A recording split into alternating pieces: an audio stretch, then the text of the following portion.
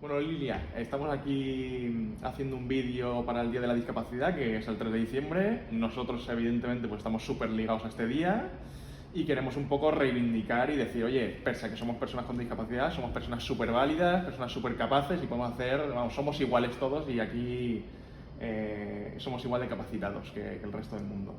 Así que cuéntanos un poco, cómo te llamas, qué edad tienes, qué haces en Timpers, dónde naciste, porque evidentemente no eres de aquí, ahora lo verán por el acento. Cuéntanos un poco sobre ti, preséntate.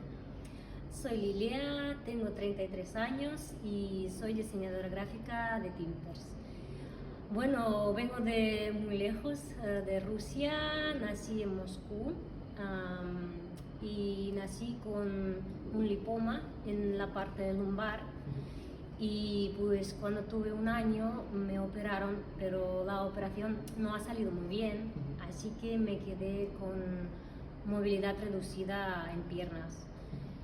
Y bueno, pero tenía un poco de movilidad, podía desplazarme y tal, porque cuando era pequeña era un poco más fácil. Pero luego con 12 años rompí el tobillo. Y ahí sí que los médicos me dijeron que tenía que utilizar la silla de ruedas para no empeorar mi salud.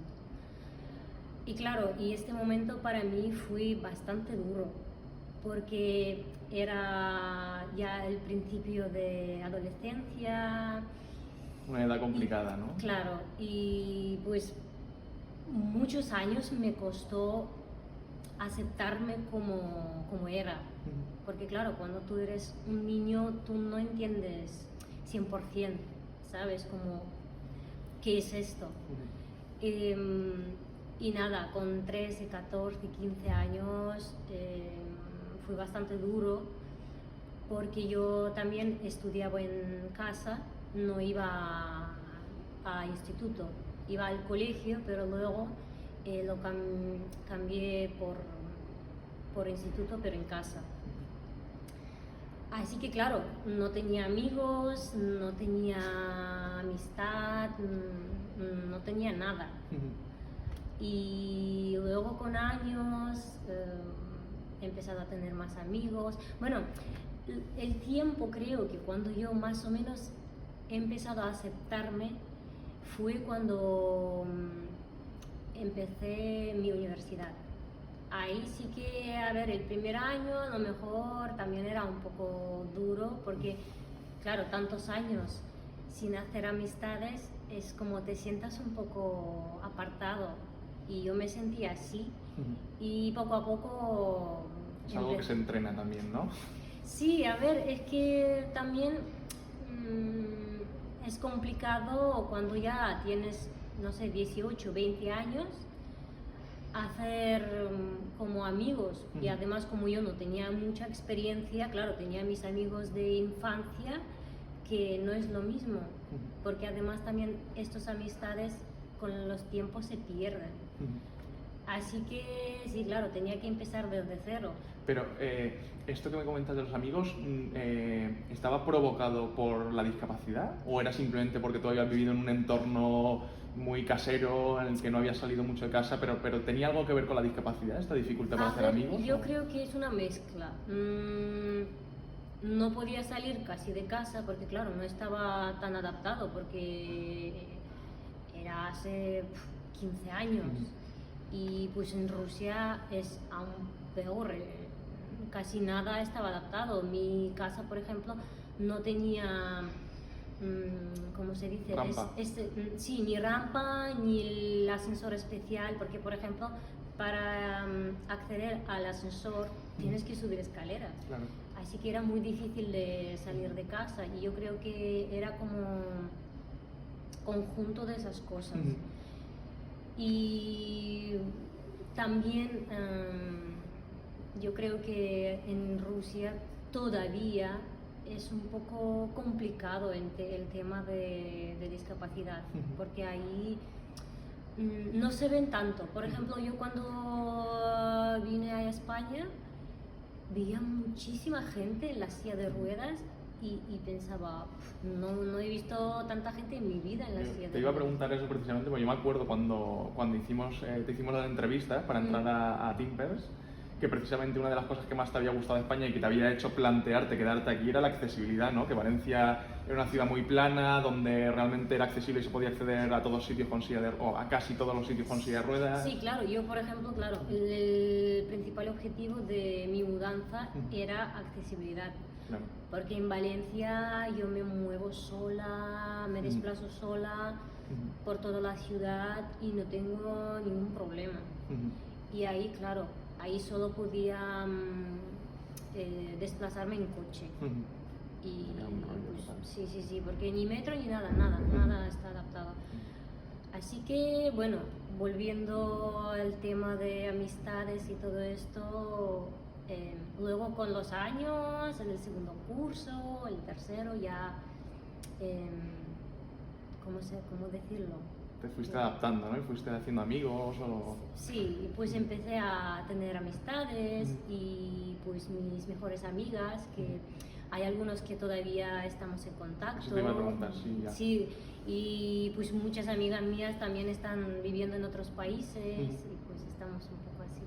Pero todavía nos queremos mucho y pues yo estoy muy contenta de haberlos conocido. Y aparte de venirte a Valencia por accesibilidad, viniste por el chorbo, ¿no? No sé si lo entiendes, lo del chorbo. Viniste por amor también. O bueno, lo conociste aquí, bueno, lo conociste aquí directamente, ¿no? Sí, a ver, mi intención fue antes de conocer a mi marido, que es ahora mi marido. Pero claro, vine aquí como a hacer una prueba. Estaba un mes en una escuela de español y en este momento conocí a Juan y nada, y nos enamoramos y ya está. Y claro, y luego yo tenía aún más ganas de venir y yo creo que porque he conocido a Juan, eso era como, ¿sabes? Como un empuje para hacerlo más rápido. Sí. Y pues nada, y cuando volví a Moscú, en un mes ya tenía todos los papeles. Para volverte y hacerte valenciana y comer paella todos los fines. Eso es. Muy bien. Y a día de hoy tú, ¿cómo interpretas tu discapacidad? O sea, ¿es algo limitante? Pues nosotros siempre hablamos de la discapacidad, evidentemente hay cosas que no te permite hacer, pero puedes adaptarte y decir, oye, pues yo, lo que hablamos muchas veces, tú por ejemplo llueve y no puedes venir al trabajo, pues te quedas teletrabajando. Y a día de hoy, que ya estás asentada aquí en Valencia, tienes trabajo y demás, ¿tu discapacidad tú crees que te impide ser feliz o tú has hecho tu vida? Porque tú eres madre además, tienes marido... En fin, cuéntame un poco tu vida actual. A ver, yo creo que con mi discapacidad ya hace muchos años he hecho las paces, si se puede decir esto, que he conseguido que mi discapacidad no me...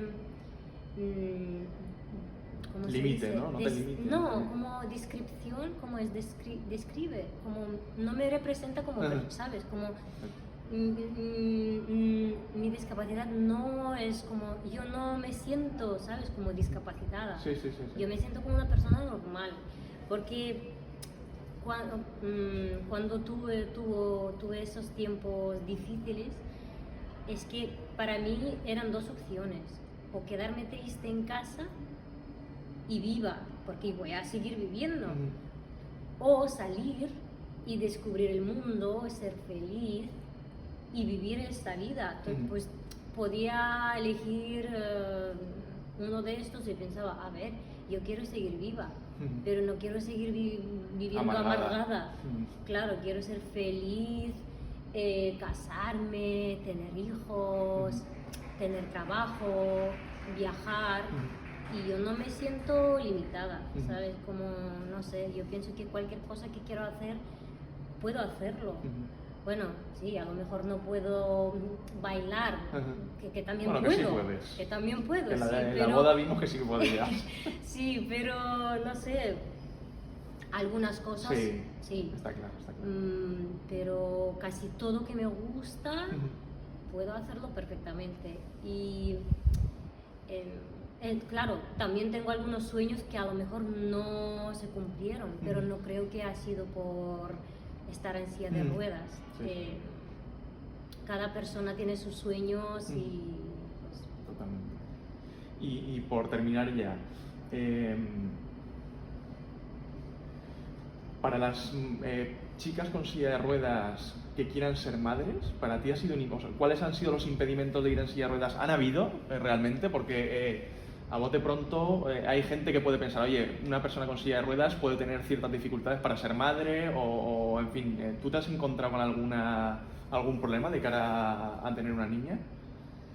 no, a ver, físicamente no. Y todo el embarazo, el parto, todo fue muy bien, Ujú. sin Ninguna ¿sabes? complicación. Ninguna complicación, sí. Ujú. La parte psicológica, a ver, yo creo que es algo normal, que claro, es difícil. Ujú. Es difícil y aún más difícil si tú estás en silla de ruedas. Ujú. Porque yo, por ejemplo, lo más difícil para mí fue cuando Leona tenía, por ejemplo, 2, 3 o 4 meses, Ujú. que todavía era bebé y yo no podía salir con ella sola. Ujú. Claro, para mí era difícil. Pero también era porque era mi primera hija Ujú. y algunas cosas yo no sabía que, por ejemplo, podía utilizar alguna cosa y Ujú. tal. A lo mejor, si, no sé, si voy a querer tener más hijos. Te iba a decir, digo, ¿te atreverás pero- con un segundo o no? No lo sé, pero a ver, yo creo que fui bastante bien. Ujú. Sí, hay cosas, no voy a mentir que sí, tienes que adaptarte porque hay cosas que yo, por ejemplo, no puedo hacer sola. Ujú. Pero el resto, por ejemplo, ahora ella tiene 1 año y 2 meses y yo me apaño perfectamente con ella. Hacer todo. Yo puedo salir con ella a dar un paseo, no sé, llevarla a la guardería, darle de, no sé, de todo. Sí, sí, con lo que cualquier persona Claro, hace con claro. sus hijos y ya está. Así que yo creo que también depende De cómo te lo tomes, ¿no? ¿sabes? Cómo enfoques. Sí, y ¿cómo se dice eso? De mental, estado. Ujú. Sí, Sí. depende del estado mental, Ujú. de todo, Ujú. de cosas, ¿sabes? Cómo lo quieres hacer tú, no sé cómo decirlo, espera. ¿Cómo que lo quieres llevar tú? ¿Cómo lo enfoques mentalmente? Sí, tú puedes o mirar el lado malo o bueno. Si quieres ponerte barreras, te las pones. Ahora, si Sí. quieres solucionarlo y Eso es. quieres llevar una vida normal, lo consigues. Sí. Muy bien, pues oye, encantado de charlar contigo, Lili. He aprendido y he conocido cosas tuyas que no sabía. Bueno, Luis, pues estamos aquí en el vídeo que hemos hecho especial para discapacidad, el Día de la Discapacidad, y queremos saber un poco curiosidades de tu vida, cómo has afrontado tú la enfermedad, demostrar un poco que pese a que eres sobre el carnet persona con discapacidad, tú haces vida normal, haces deporte, eres padre, etcétera, etcétera. Así que preséntate, qué cargo ocupas en la empresa y qué discapacidad tienes. Soy Luis, tengo 36 años, Ujú. soy el responsable de producción. Llevo el tema de fabricación, fábricas, proveedores, talleres auxiliares, control de calidad, de producción. Y bueno, yo tengo un 33% porque tuve una colitis ulcerosa que al final derivó en una operación y actualmente tengo una ileostomía irreversible y eso. Y cuéntame un poco cuáles fueron los inicios, porque tú tienes 36 años y esto te lo detectaron muy joven. Yo tengo 28, a ti te lo detectaron con... A mí me lo detectaron con 26. Ujú. En un principio me lo plantearon y parecía que iba a ser llevable con medicación porque es una enfermedad autoinmune de la que no se conocen ni las causas y tampoco hay cura. Lo único que hay son tratamientos para paliar los síntomas. Y bueno, eso me la detectaron con 26 y con 28 años aproximadamente me dio un brote muy fuerte que necesité hospitalización y al final pues fueron 2 meses y medio hospitalizado con subidas de medicación, pruebas y al final derivó en 3 operaciones y posteriormente a los años una cuarta operación. Y a raíz de esa hospitalización tan gorda que tuviste de 2 meses y medio, tú a partir de ahí, bueno, primero, tú en ese momento hay momentos en los que te derrumbas, o sea, Sí. porque, joder, yo he pasado 2 semanas de hospitalización y he estado jodido, pero entiendo que cuando te pegan 2 meses y medio, hostia, estás al límite, ¿no? Yo entré con la idea de que, bueno, me regulaban la medicación, que iba a ser un periodo de 2 semanas, pero no acababan de dar con la tecla, no funcionaban los tratamientos y se alargó. Entonces, cuando yo vi que no salía, que lo intentaban todo y no salía del hospital, pues a partir del mes y medio fue cuando me vino abajo un poco, me cambió el carácter, estaba muy de mal humor y demás.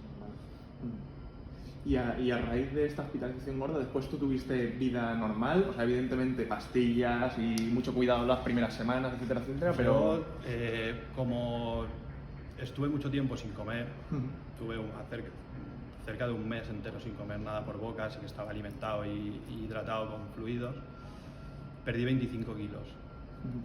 Entonces salí con 53 kilos del hospital. ¿Y tú mides? Mido 1,83, todo era un cadáver andando, perdí toda la musculatura, no podía andar, andaba 10 metros prácticamente y me tenía que sentar, me cansaba, no podía subir escalones, me tenían que coger y ayudarme a subir escalones. Entonces ese proceso sí que fueron cerca de 2 años los que yo tardé en recuperar un poco la forma física que tenía. Me decían que no iba a recuperar mi peso, yo estaba en torno a 78 kilos más o menos. Me dijeron que me olvidase, que con lo que yo llevaba, con la ileostomía y tal, que iba a estar siempre muy delgadito. Y al final, bueno, y mírate ahora. Y al final me he pasado. Sí. Y tú ahora entiendo que vida normal, ¿qué precauciones tienes que tener tú por tu... Yo lo que no puedo es cargar nada de peso, o sea, hacer trabajos de flexo-extensión de tórax, levantar peso, lo tengo totalmente prohibido. Por lo demás, sí que es verdad que al principio te ves pues con el dispositivo que te ponen y tal, te ves limitado porque yo hacía mucho deporte, entonces no sabía, hacía bicicleta, iba al gimnasio, hacía varios deportes y no sabía si iba a poder, porque tampoco es una cosa, te enseñan, en el hospital te enseñan los cuidados que tú tienes que llevar, las precauciones, pero en realidad no te dicen o no conoces a nadie que tenga lo mismo que tú y lo ves hacer una vida normal, entonces yo pensaba que casi no iba a poder hacer nada, pero que va todo lo contrario.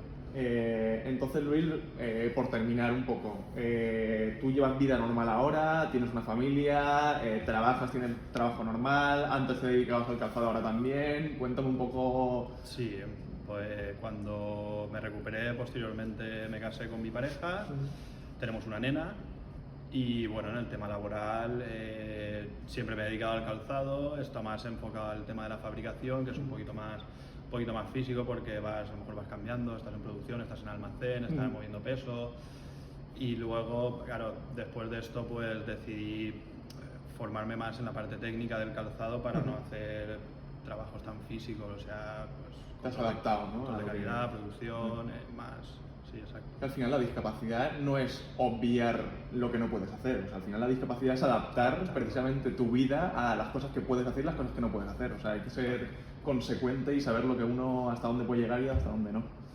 Pues nada, ha sido un placer hablar contigo, Luis. Igualmente.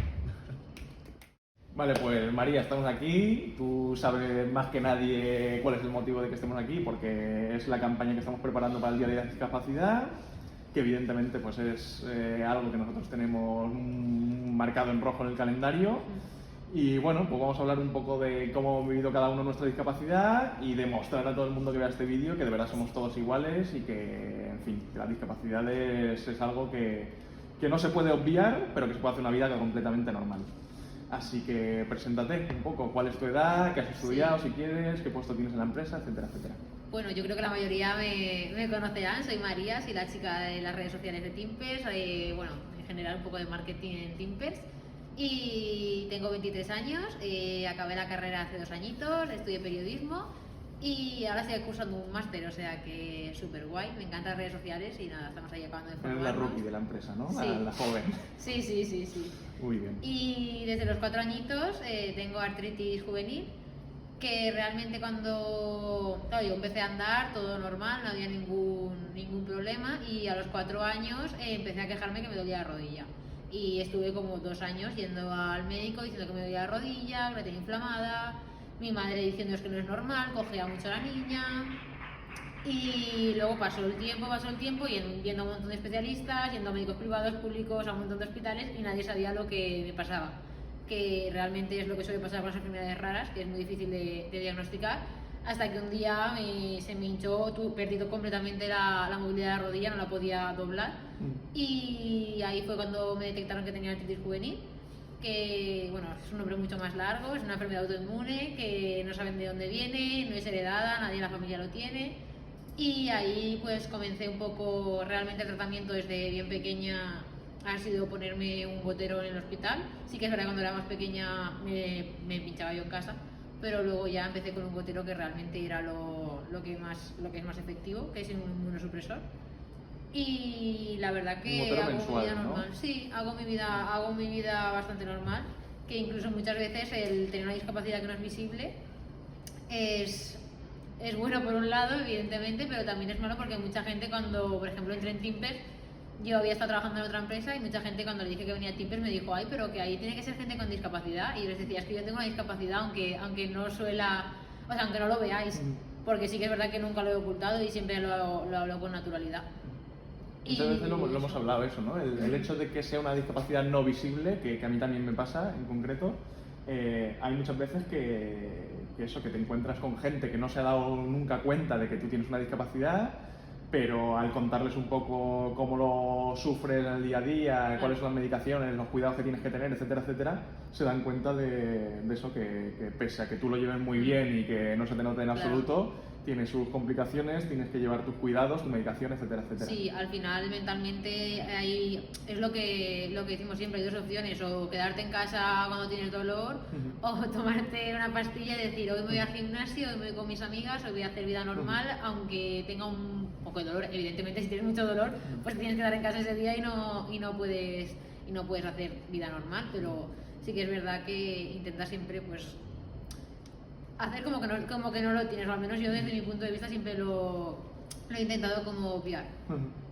Y cuéntame, porque yo recuerdo cuando hablamos contigo por primera vez que la artritis no sabíamos nosotros que era una discapacidad precisamente, o sea, claro. Ya no es que no sea visible, sino que, bueno, igualmente a mí con el trasplante de riñón hay mucha gente que no entiende que sea una discapacidad. ¿Ahí te ha pasado eso muchas veces, que comentes que tienes artritis juvenil en este caso y que la gente no entienda que llega a ser una discapacidad? Claro, el problema es que la artritis como tal, la artritis en adultos no es una discapacidad, pero si tienes 4 años y tienes artritis, sí que al final te acaba limitando. Yo, por ejemplo, nunca he podido hacer educación física en el colegio porque al final siempre me ponían 5 que me daba mucha rabia porque hacía trabajos en vez de hacer la actividad física que hacían el resto de compañeros. Y claro, es que yo tenía dolor, o sea, al final la artritis es muy limitante por el dolor. Si no, tú no tienes un tratamiento que esté acertado en ti o que realmente en 23 años he tenido 10 tratamientos, porque llega un momento en el que tu cuerpo como que se acostumbra y ese tratamiento deja de ser efectivo y hay que buscar otro, y en el proceso en el que buscas otro tratamiento tienes dolor y hay días que no puedes levantarte de la cama, y realmente yo creo que lo que limita en la artritis es eso, que es una enfermedad que provoca dolor.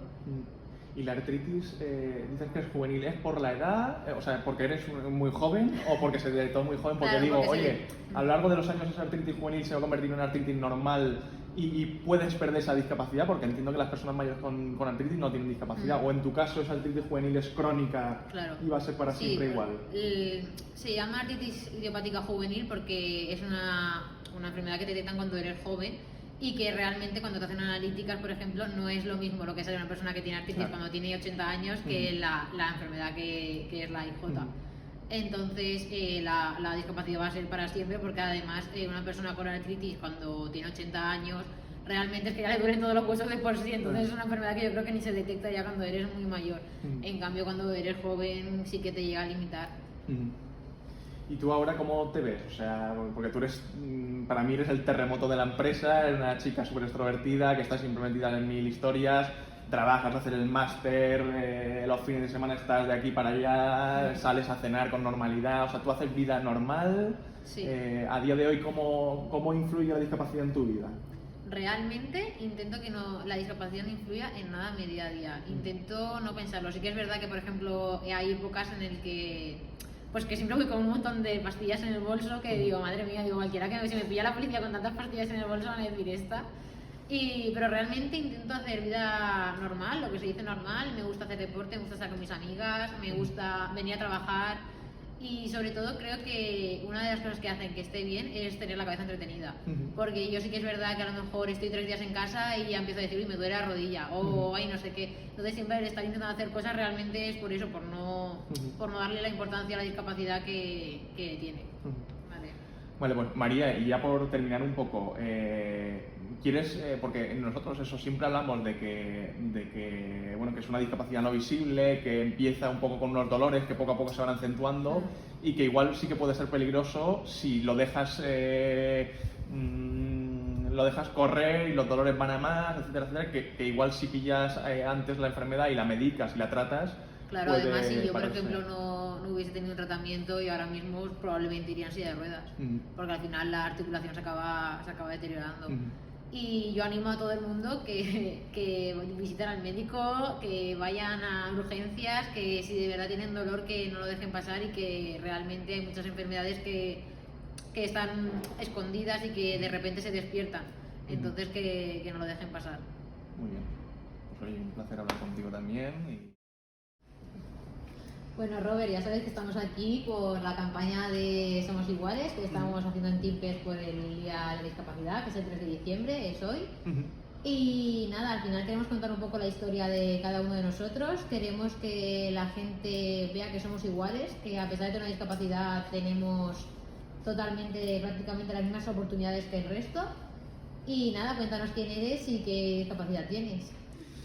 Bueno, pues soy Roberto, CEO de Timpers y uno de los 3 fundadores. Tengo 28 años, estudié ADE en la Universidad de Alicante y bueno, yo me ocupo de la parte estratégica de la empresa, estoy muy metido en finanzas, producción y logística y yo soy trasplantado de riñón. Me trasplantaron en 2019 y nada, pues aquí estamos.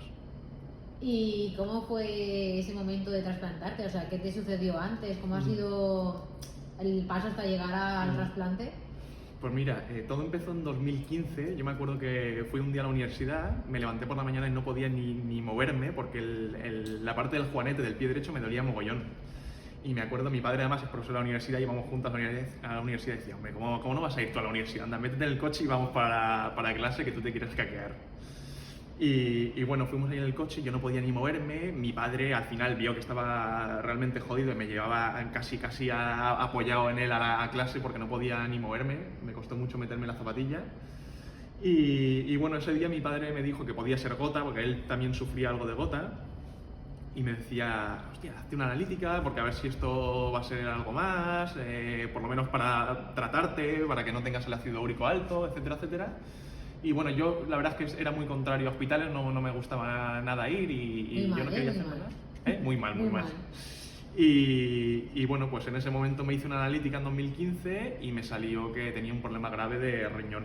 Era un problema que era crónico, un problema en el que yo tenía una insuficiencia renal grave, yo tenía cerca de un 15% de función renal, con lo cual era algo muy serio. Y además es algo evolutivo, no es algo que se para y tienes el 15% para siempre, sino que esto va creciendo, la insuficiencia renal, y llega a un punto en el que bueno, pues estás abocado al trasplante. Y a mí me detectan la enfermedad en 2015 y me trasplantan en 2019, 4 años de espera.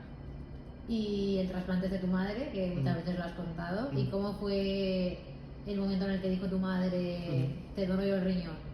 Bueno, pues me acuerdo que hay un valor que marca cómo de jodido tienen los riñones, que es la creatinina, y esto es exponencial. Tú llegas a un punto en el que el riñón te dice basta y esto es como una escala logarítmica que empieza a dispararse hacia arriba. Y en ese momento es cuando tú tienes que decidir trasplantarte, porque el riñón ya no da para más.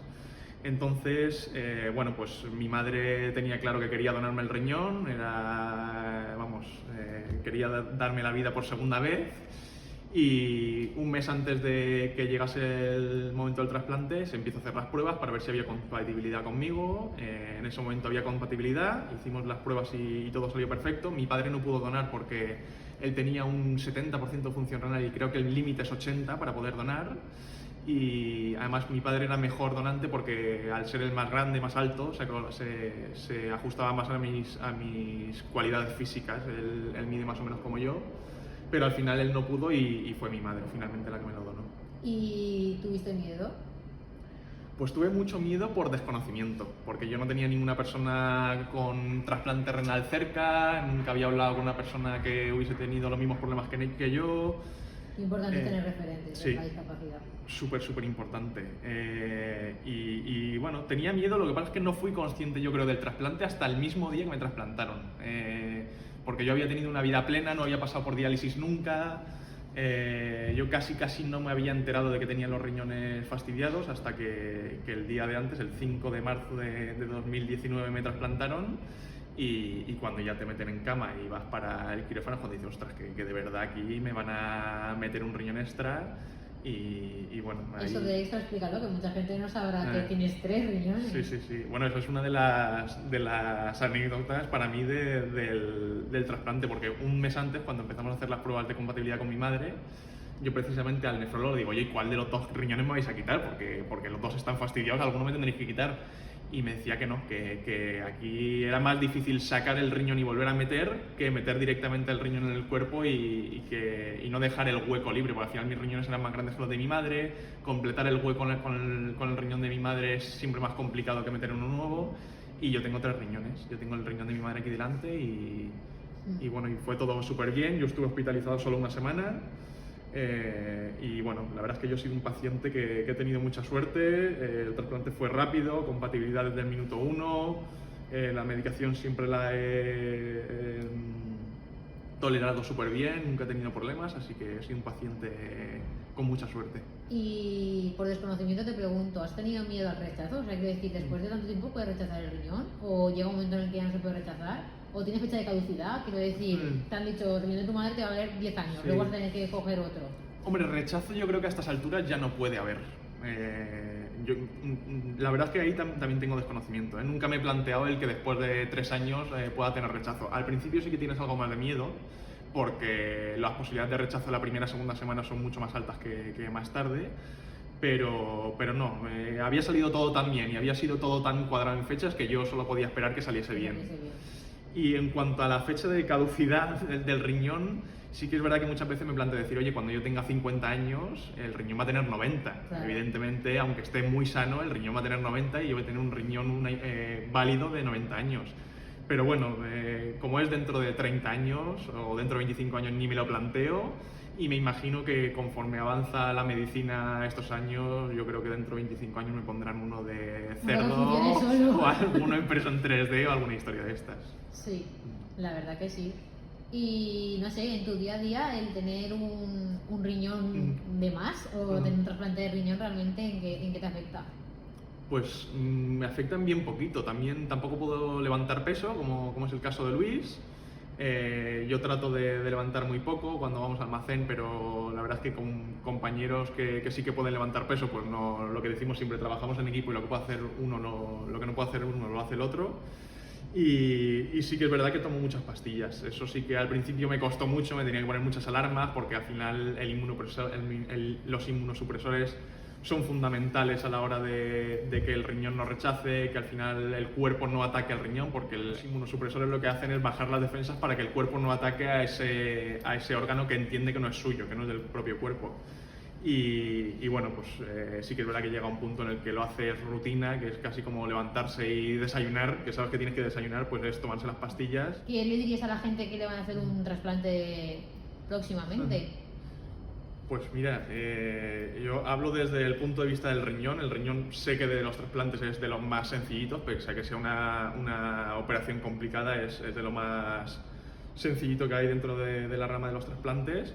Pero yo diría que, bueno, pues que se apoye lo de siempre, en realidad, que se apoye mucho en la familia, que se apoye mucho en amigos, que intente, porque esto es algo que a mí me faltó en su día y yo tengo ahora un amigo que han trasplantado y creo que ha sido súper importante, es tener a alguien que haya pasado por esa situación, que te ayude a entender que, pese a que es una situación muy complicada, después el postoperatorio es una vida, o puede ser, hay casos en los que no, pero normalmente es una vida completamente normal, que tienes que adaptar un poco tu ritmo de vida y tienes que hacer algún cambio ligerísimo, pero que la vida es completamente normal y que, vamos, yo soy más feliz ahora que antes del trasplante, o sea que no es algo que no choca. La felicidad con la discapacidad es algo que no están reñidos.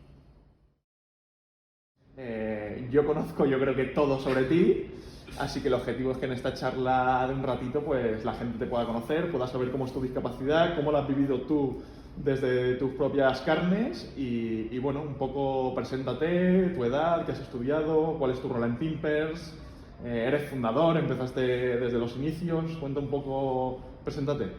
Bueno, pues yo soy Aitor, tengo 28 años, soy una de los 3 fundadores de Timpers y bueno, pues empezamos con esta idea hace casi 4 años y bueno, pues lo que nos unió, ¿no? Ese espíritu emprendedor de hacer algo por la discapacidad y bueno, pues aquí estamos, ¿no? Después de 4 años yo me dedico a toda la parte de marketing, soy el director del área ahora mismo y nada, a ver con qué me sorprendes.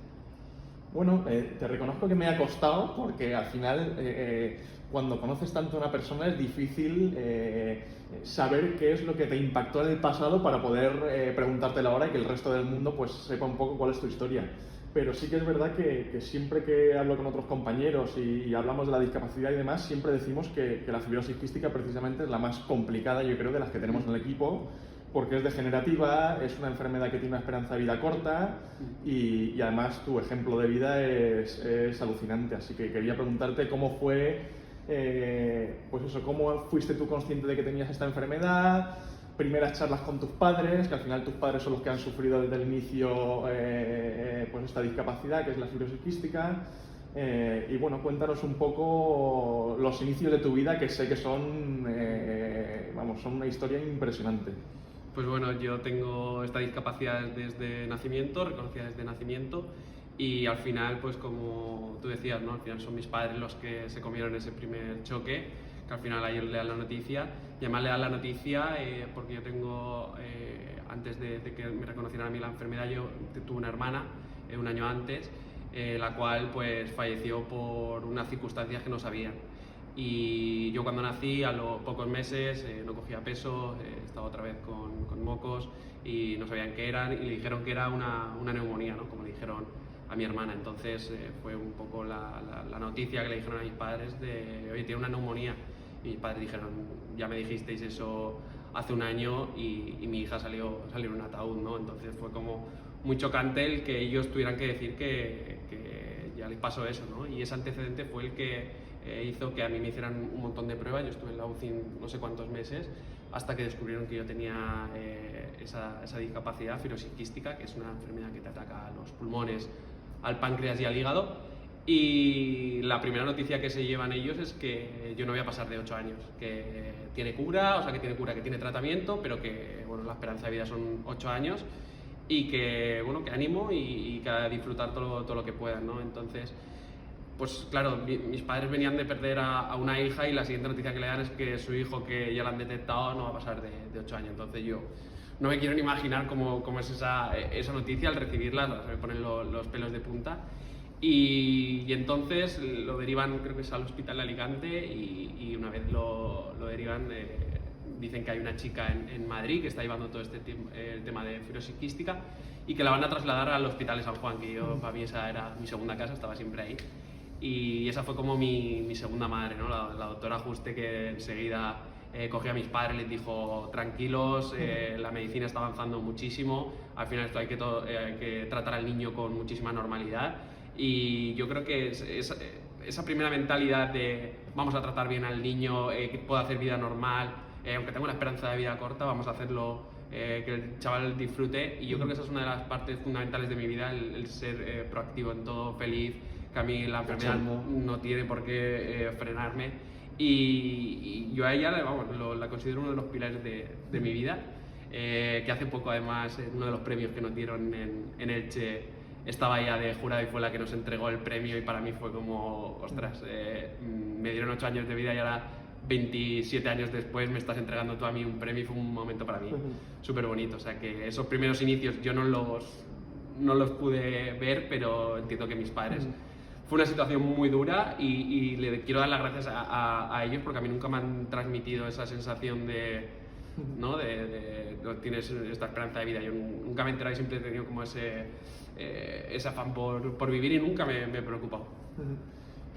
Precisamente te iba a preguntar, porque claro, tus padres evidentemente si tienes una esperanza de 8 años no te van a decir a los 5 tienes una esperanza de 8 años, Claro. ni a los 10 te van a decir a ti te daban una esperanza de 8 porque puede ser que esos 8 se hayan convertido en 10, con lo cual es imposible que ellos te lo digan. Hubo una charla, o sea, de verdad hubo un momento en el que tus padres se sentaron contigo y te dijeron, oye, tienes 18 años, evidentemente esto ha cambiado totalmente, ya no tienes una esperanza de 8 o 10 años, sino que esto ha avanzado mucho. ¿A ti hubo un momento en el que tus padres se sentaron contigo y te dijeron, mira, Aitor, tú tienes esta enfermedad y ya eres consciente de que es una enfermedad muy jodida y a ti te dieron 8 años de vida? ¿Tú esa conversación la has tenido con tus padres? Sí, la llega a tener, la recuerdo ya de mayor. Sí que es cierto que yo preguntaba mucho que por qué pasaba tanto tiempo en los hospitales y me acuerdo sobre todo mi padre que me hablaba como mi padre, que tú lo conoces, ¿no? Muy chocolate, y me hablaba con una ternura de... Un tacto. Sí, bueno, estás malito, te tenemos que hacer X operaciones, no sé qué, vas a estar en 2 semanas, vas a salir, y esas siempre las he tenido de pequeño, pero ya cuando sí que era mayor, ellos siempre, pues, bueno, muchas veces lo hemos hablado, ¿no? De, madre mía, cuando a mí me dijeron que tenías 8 años no sabía dónde, o sea, que ibas a durar 8 años no sabía dónde meterme, y esa conversación, joder, a mí se me ponen los pelos de gallina y me la habrán contado 100.000 veces, ¿no? Y que puedan decírmela cuando tengo ahora 28 años, pues, oye, mira, hemos avanzado.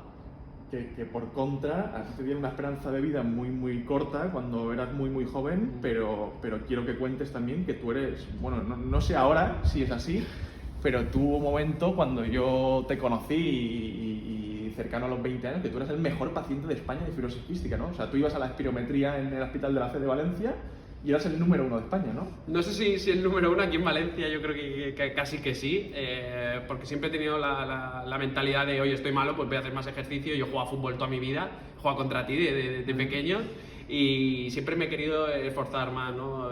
Parece que cuando estás malo, por ejemplo, algún compañero que se ha puesto malo, oye, pues estoy malo, no voy a entrenar, ¿no? Yo me ponía malo y quería exigirme más, me iba a entrenar, me ponía a toser, tiraba mocos por todos lados, que el entrenador me decía, ¿estás bien? Y yo, sí, lo que quiero es tirar más mocos, o sea, que al final eso, pues, hace que, ¿no? La mentalidad de estoy mal, pues voy a entrenar más, lo que ha hecho que las espirometrías me preguntaran, oye, pero tú tienes fibrosis quística, y sí que tenía también momentos malos, de los que no era el mejor de España, ni mucho menos, pero sí, ¿no?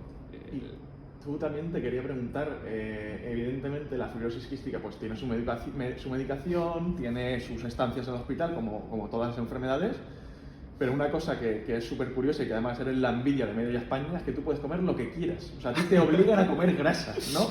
Sí, yo tengo recetado por escrito en el médico de seguir una dieta hipercalórica, ¿no? Y me acuerdo de mi madre de pequeño cuando me hacía los espaguetis hervidos en leche para que cogieran más sustancias, luego le ponía paté a la salsa, era una bomba, ¿no? Hipercalórica, que siempre que me ven comer dicen, ostras, pero si estás bien, ¿no? Y digo, sí, claro, estoy bien porque no cojo absolutamente nada de grasa y tengo que embucharme para coger algo y poder nutrirme, ¿no? Al final, si no me tomo las pastillas y si no como con hipercalorías, me desnutro, ¿no? Sí. Y ya por ir terminando, hablamos de cosas negativas de la discapacidad, vamos a hablar también de cosas positivas. Ha habido un avance súper potente dentro del mundo de esta enfermedad, de la fibrosis quística, y es una medicación que paraliza el avance de esta enfermedad, ¿no? Cuéntanos un poco cómo ha sido el enterarte de la noticia y el ser además una persona que ha probado este medicamento y que de verdad le está funcionando. Pues yo me acuerdo además que cuando lanzaban la noticia, que estaban experimentando con la gente, decían que era súper novedoso, que paraba la enfermedad, yo eso no me lo podía imaginar. Y me acuerdo que se aprobó primero en varios países de Europa, en España no estaba aprobado, y lanzamos junto con la Asociación Española de Fibrosis Quística una recogida de firmas que lo pasé a todos, que vosotros firmasteis y todo. Y yo me acuerdo que lo probé, claro, yo ahora estoy súper bien, o sea, yo si esta entrevista lo hubiera hecho hace un año estaría tosiendo cada 2 palabras.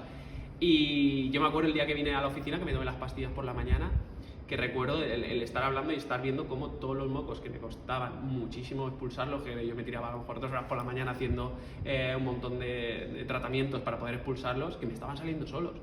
Y ya a las 2 semanas, me acuerdo que fue María la que me dijo, me miró hacia el lado y dijo, Aitor, ¿te has dado cuenta que no has tosido en 2 semanas? Y la verdad que esa sensación, yo me acuerdo que también cuando me desperté a la mañana siguiente de respirar bien por la nariz. En 28 años de vida no había respirado bien, y esa sensación de decir, ostras, yo 28 años de mi vida que estaba respirando jodido. Y Así que no sabías lo que era respirar bien. Y claro, eso es un avance, bueno, tanto tú como yo, ¿no? Lo que nos diga el médico, si nos dice que nos tiramos por un puente, nos tiramos por un puente, y al final las medicinas hay que confiar en ellas, ¿no? Entonces, dar las gracias también a la sanidad que tenemos, que madre mía.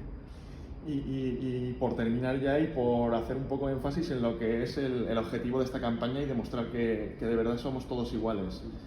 ¿Cuáles son las cosas que tú has tenido que adaptar en tu vida por la discapacidad? ¿Tú llevas una vida completamente normal? Háblanos de las limitaciones, háblanos de si tú haces deporte, de si tienes pareja, en fin, ¿tú eres feliz con tu vida actualmente? Yo soy muy feliz, además me gusta, ¿no?, siempre ver el vaso medio lleno. Limitaciones, ahora menos con esta medicación, pero bueno, pues al final pues tienes que adaptar como te toca, ¿no? Me acuerdo, pues eso, todas las mañanas y todas las noches, pues hacer tu fisioterapia, pues tienes mocos, pues habrá que tirar esos mocos, ¿no? Y bueno, limitaciones pocas, he hecho deporte, siempre me he exigido más, tengo pareja, tengo amigos, tengo un trabajo por el cual estoy orgulloso, ¿no?, de lo que hemos formado, y poco más. Al final la vida te viene como te viene, y tienes que afrontarla igual que cualquier persona. O sea, al final la discapacidad es un adjetivo más que tienes, ¿no?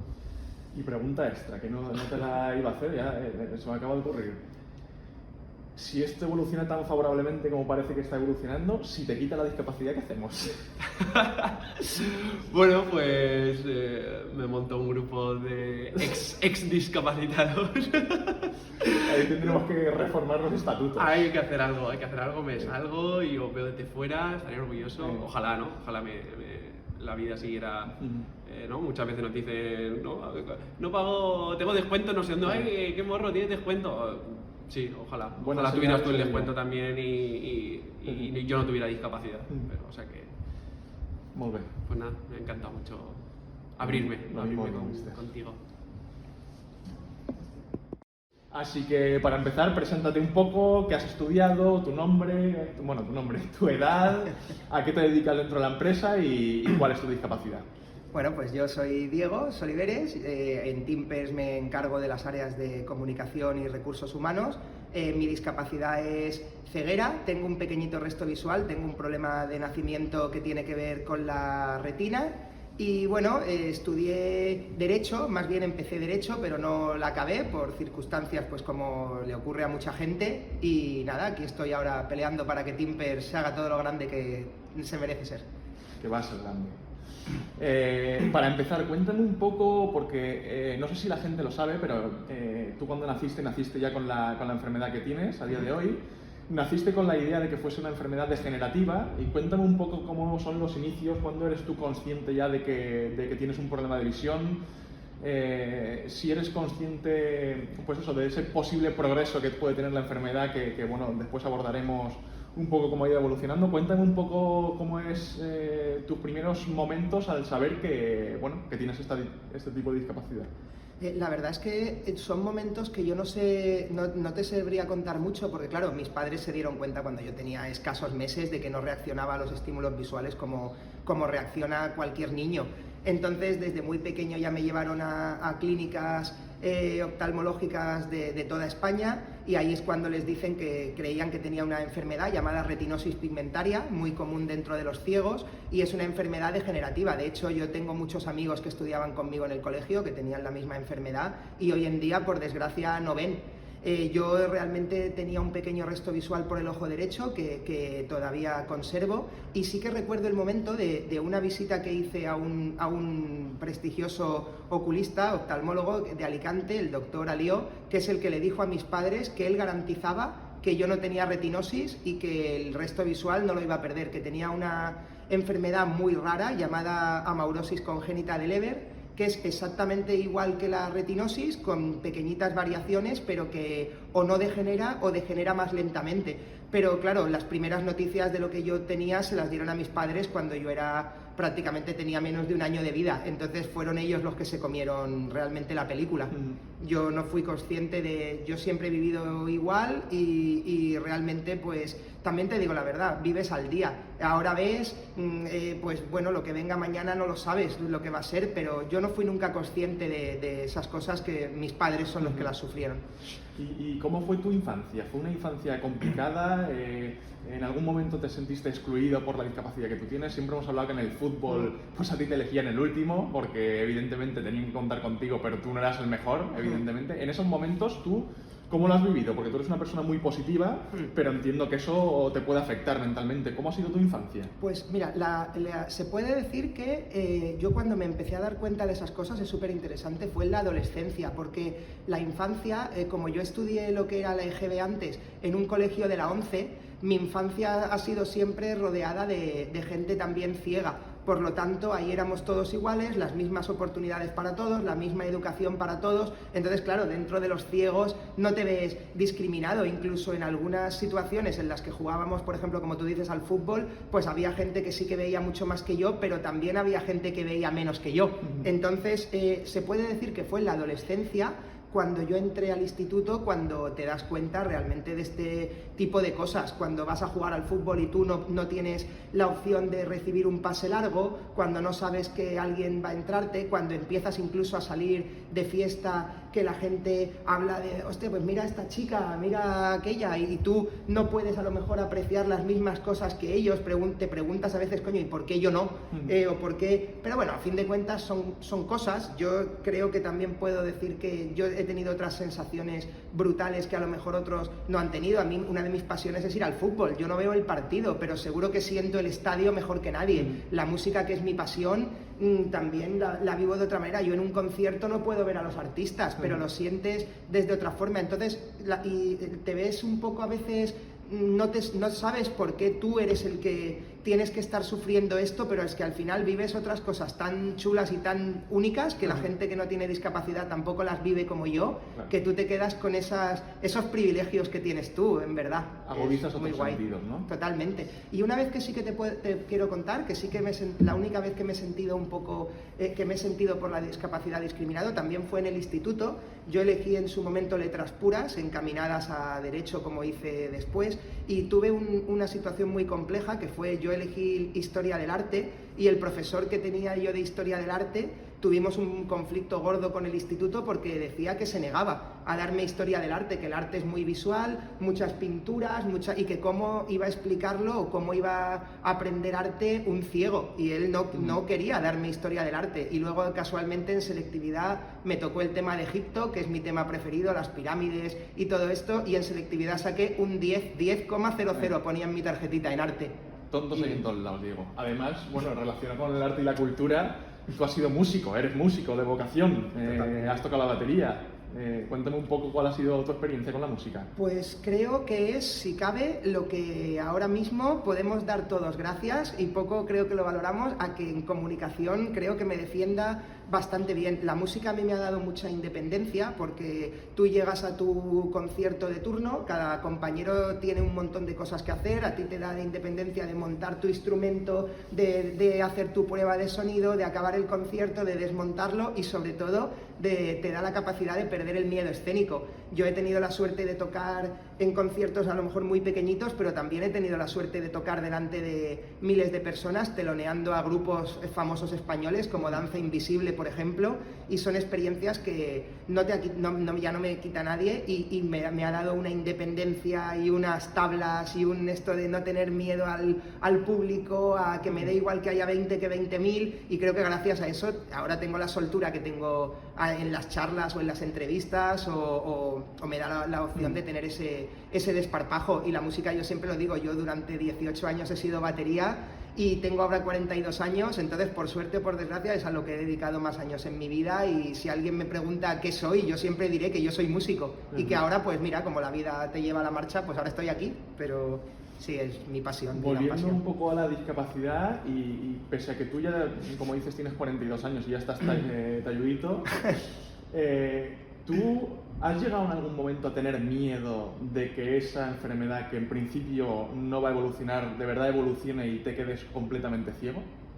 Sí, y es una cosa que cuando eres joven no te lo planteas. Yo nunca me lo planteaba de adolescente, no me lo planteé de un poquito más mayor, pero conforme me voy haciendo mayor, yo que tengo bastante más edad que vosotros, sí que es algo que a lo mejor me planteo más de lo que tú te crees, porque ahora mismo, pues como sabes, acabo de casarme, reconozco que estamos buscando, nos encantaría llegar a ser padres, entonces sí te planteas, joder, y en el caso de que yo me quedara en su día ciego, ¿cómo podría ayudar a criar, si algún día lo tengo, a mi hijo? O como yo realmente siempre he vivido aprovechando, valiéndome de este pequeño resto visual, ¿cómo me costaría adaptarme? Porque claro, es más difícil adaptarte a las cosas de mayor que de joven. ¿Cómo me costaría adaptarme a esa nueva situación? Siempre considero que como yo soy positivo, como tú dices, que lo conseguiría y que a lo mejor me costaría menos que a otra persona, pero sí que te da cierto miedo, queriendo ciertas cosas en la vida y buscando ciertas cosas en la vida, ¿cómo va a afectarme esto? Pero te reconozco una cosa, igual que te decía antes, que me quedo con las cosas buenas de cómo puedo sentir yo las cosas con mi discapacidad, también me considero un privilegiado pudiendo haber visto la cara de mi mujer, pudiendo haber jugado al fútbol, aunque sea con mi poco resto visual, he llegado, aunque sea un poco temerario, a llevar el coche de un amigo porque yo quería saber lo que era conducir y yo puedo decir que he conducido. Entonces espero que me consiguiera adaptar bien y también espero que para mi forma de ser y para la fuerza que necesitaría en esos momentos me valga más lo positivo que sí que he podido hacer mientras he visto. Entonces espero que si algún día eso pasa, pues que pese más eso. Joder, me emociono, tronco. Dos preguntitas muy rápidas. Tú has tenido 2 relaciones largas en tu vida. ¿Te ha afectado a la hora de encontrar el amor tu discapacidad? Pues casualmente las 2 relaciones largas que he tenido han sido personas sin discapacidad. Yo tuve un profesor de religión también que era un poco tonto, que decía que probablemente al ser ciego estaba a lo mejor o destinado o más predispuesto a contraer a lo mejor matrimonio o relación con otra persona ciega, y realmente pues supongo que para esto no hay, para el tema del amor y todo esto no hay discapacidades.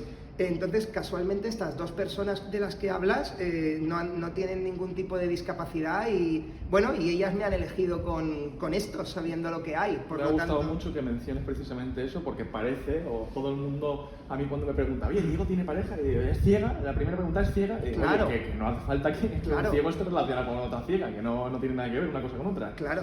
Y por último, ya por cerrar un poco la entrevista,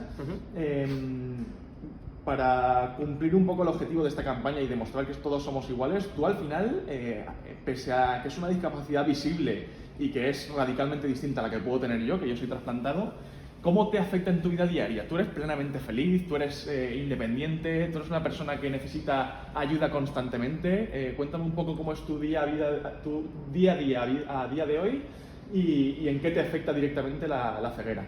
Pues mira, mi día a día es muy normal, también pese a como he visto toda la vida lo mismo, pues me he acostumbrado a poner a mi servicio ese poco resto visual, combinado lógicamente con la ayuda. Yo siempre he tenido muy claro, y creo que eso me ha hecho también ser la persona que soy, que probablemente voy a necesitar yo más ayuda de la gente en la vida que la gente de mí. Por lo tanto, aparte de que eso me ha afectado en mi día a día, en mi carácter y en mi personalidad, porque siempre he pensado que tú tienes que ser buena persona y portarte bien, porque probablemente tú vas a necesitar más a la gente que la gente a ti, y eso me ha hecho tener a mí un amor por la gente y un respeto y que creo que es necesario para todos, pero a lo mejor en mi vida más.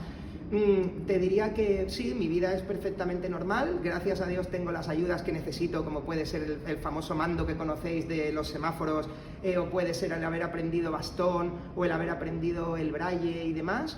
Y sí que es verdad que la limitación más grande que tengo es que de noche la discapacidad se me acentúa muchísimo más. De noche prácticamente no veo nada, me cuesta moverme solo de noche, sí que es verdad que voy un poco inseguro, y en eso a lo mejor es en lo que más me afecta. En lo demás, pues ya sabéis que yo hago de todo, pruebo hasta donde puedo, lo que puedo lo hago, lo que no pido ayuda, y en lo que incluso sin ayuda me da cosa, pues doy la vuelta, pero como vosotros, me imagino. Así que Pues mira, creo que tengo una vida bastante plena y... Yo creo que con estas conclusiones finales demuestras de verdad que todos somos iguales y que cualquier persona que tiene una discapacidad, las barreras se las impone uno mismo y no la sociedad. Totalmente, Así y hay que poner... enhorabuena. Gracias, y eso, yo animo a que todo el mundo, con o sin discapacidad, que ponga la fuerza en derribar esas barreras y esos límites que te encuentras, en vez de ponértelos tú mismo, hacerte una montaña a lo mejor de donde no la hay, y hay que tener siempre una actitud de lo poquito que hay, echarlo abajo, y eso nos vale a todos, a los que tenemos discapacidad y a los que no, que es otra prueba de demostrar que todos somos iguales. Así que nada. Chapo. Somos iguales. Somos iguales. Somos iguales.